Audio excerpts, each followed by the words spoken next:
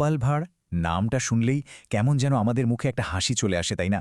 তিনি বাংলা লোককথার এমন এক কিংবদন্তি যে তার অবিশ্বাস্য বুদ্ধি আর রসবোধের জন্য আজও আমাদের মধ্যে জীবন্ত। কিন্তু তার গল্পের গভীরে শুধু হাসি নয়, লুকিয়ে আছে অসাধারণ সব জ্ঞান। কিন্তু একটা প্রশ্ন প্রায়ই আমাদের মনে আসে, গোপাল ভাঁড় কি সত্যি সত্যি ছিলেন নাকি পুরোটাই কল্পনা?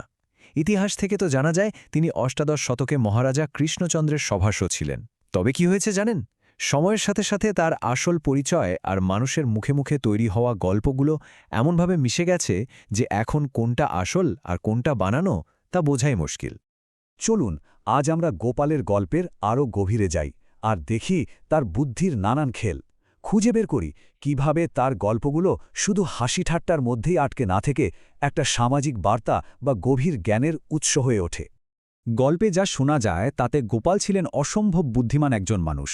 ছোটবেলা থেকেই তার মজার কিন্তু দারুণ সব বুদ্ধিদীপ্ত কাহিনী সবার মুখে মুখে ঘুরত। আর এই খ্যাতির জন্যই তিনি নদিয়ার রাজা কৃষ্ণচন্দ্রের সভায় ডাক পান। তার কাজটা কি ছিল জানেন? হাসি ঠাট্টার ছলে রাজাকে পরামর্শ দেওয়া আর রাজ্যের বড় বড় সমস্যার সহজ সমাধান বের করা। গোপালের সবচেয়ে বড় অস্ত্র ছিল তার যুক্তি। শুনতে মাঝে মাঝে অদ্ভুত লাগলেও তার যুক্তির জালটা ছিল একেবারে নিখুঁত। তিনি এমনভাবে পরিস্থিতিটা ঘুরিয়ে দিতেন যে উল্টো দিকের লোক একদম চুপ হয়ে যেতে বাধ্য হতো। যেমন ধরুন গোপালের সূক্ষ্ম বিচার গল্পটার কথা। এক প্রতিবেশী তো গোপালকে ধরল তার হয়ে একটা মামলা লড়তে। গোপাল তো বারবার না না করছেন, কিন্তু প্রতিবেশী শুনবেই না। সে নাছোড় বান্দা।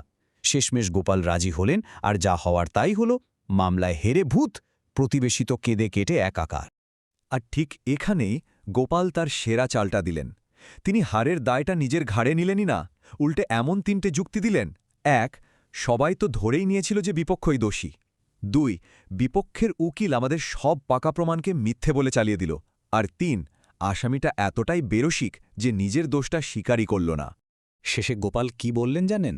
বললেন, দেখুন, অসুখ সারতে সারতেও তো লোকে হার্ট অ্যাটাকে মারা যায়। আপনার কেসটাও তো সেরকমই। এতে আমার আর কি করার আছে? এই যুক্তি শুনে তো সেই প্রতিবেশী একেবারে গোপাল কিন্তু শুধু যুক্তির মারপ্যাচেই সেরা খিলেন না। তিনি তার বুদ্ধিকে কাজে লাগাতেন লোভী আর অহংকারী লোকেদের একটু শিক্ষা দিতে। চলুন সেরকমই একটা গল্প বলি। হাসি যে আর ধরে না। গল্পে এক মহাজন গোপালকে সবার সামনে একেবারে যাচ্ছে তাই অপমান করছে টাকা ফেরত দেওয়ার জন্য। গোপাল কিন্তু একদম শান্ত। বললেন, আচ্ছা, কালই আপনার টাকা দেওয়ার ব্যবস্থা করে দিচ্ছি। পরের দিন মহাজন টাকা নিতে এসে তো অবাক। তিনি দেখলেন, আরে, গোপাল তো টাকা গোছানো দূর, বাগানে খুব মন দিয়ে নারকেল চারা লাগাচ্ছে। মহাজন তো রেগে কাই। গোপাল একদম শান্ত গলায় উত্তর দিলেন, এই যে গাছগুলো, এগুলো বড় হবে, ফল দেবে, আর ২ বছরের নারকেল বেচার টাকায় আপনার সব দেনা শোধ। বলেছিলাম না ব্যবস্থা করব, এই তো করছি ব্যবস্থা। এই কথা শুনে হতভম্ব মহাজন কি আর করবেন, রাগ ভুলে হেসেই ফেললেন। গোপালের বুদ্ধিমত্তা কিন্তু শুধু বাইরের লোকেদের জব্দ করার জন্যই ছিল না। তার পরিবার, বন্ধুবান্ধব সবার সাথেই তারই বুদ্ধির খেলা চলত। একবার এক বৃদ্ধা প্রতিবেশী গোপালকে তার ছেলের কাছে একটা চিঠি লিখে দিতে বললেন। কিন্তু আসল সমস্যাটা কি ছিল জানেন? গোপালের হাতের লেখা। সে এক জাঁতা অবস্থা। তিনি নিজে ছাড়া ওই লেখা আর কেউ পড়তেই পারত না। গোপাল তো সোজা বলে দিলেন, আজ লিখতে পারবো না গো, পায়ে যা ব্যথা। বৃদ্ধা তো অবাক, বললেন, চিঠি তো লিখবি হাত দিয়ে, তাতে পায়ের ব্যথার কি হলো? গোপাল তখন হেসে বললেন, আরে, আমার লেখা চিঠি তো আর কেউ পড়তে পারবে না, আমাকেই তো হেঁটে গিয়ে পড়ে শুনিয়ে আসতে হবে। কিন্তু এই পায়ে ব্যথা নিয়ে অতদূর যাই কি করে বলুন? পরিবারের সঙ্গে রসিকতার আরও একটা উদাহরণ দিই। গোপাল নতুন পাকা বাড়ি বানিয়ে তার ভাইপো হাবুকে একটু নিচু দেখানোর জন্য ছাদ থেকে ডাকলেন। হাবু তখন থাকত এক কুঁড়ে ঘরে। সে কোনো উত্তরই দিল না। এরপর কেটে গেল ২ বছর। হাবু নিজের পাকা বাড়ি বানিয়েছে। এবার সে ছাদে উঠে চেঁচিয়ে বলল, কাকা, ২ বছর আগে কি যেন একটা বলছিলে? ভাবুন তো, এত বছর পরেও গোপালের গল্পগুলো কেন এত জীবন্ত? কারণ তার বুদ্ধিটা ছিল সময়ের চেয়েও এগিয়ে। তার গল্পে কঠিন পরিস্থিতিতেও হাসির আড়ালে লুকিয়ে থাকত জীবনের গভীর সব সত্যি। যেমন তার দাঁতের ব্যথার গল্পটাই ধরুন।